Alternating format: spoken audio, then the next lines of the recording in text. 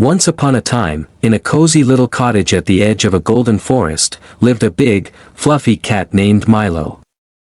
Milo had shiny gray fur and kind green eyes. He spent his days napping in the sun and chasing butterflies in the garden. In a small hole in the wall lived a tiny mouse named Tiny. Tiny was clever and quick, with soft brown fur and a heart full of dreams.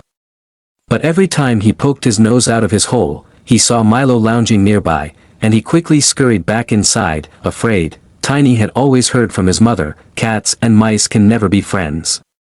So he stayed hidden, wishing he could come out and enjoy the warm sunshine too. One cold rainy evening, a big storm blew through the forest. Tiny's little hole began to flood with water, and he had nowhere to go.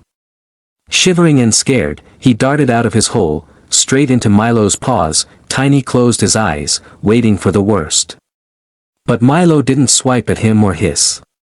Instead, Milo looked down at the tiny, trembling mouse and gently said, "Are you okay, little one?"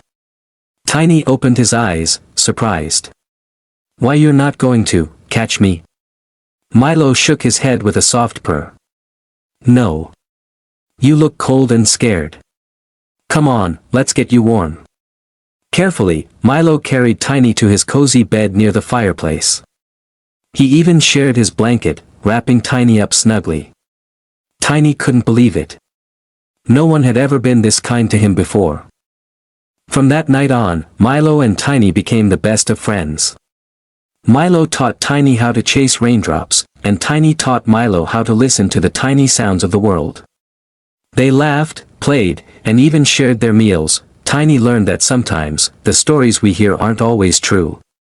And Milo learned that true friendship could come from the most unexpected places. And so, in the warm little cottage, the cat and the mouse lived happily ever after, not as enemies, but as family.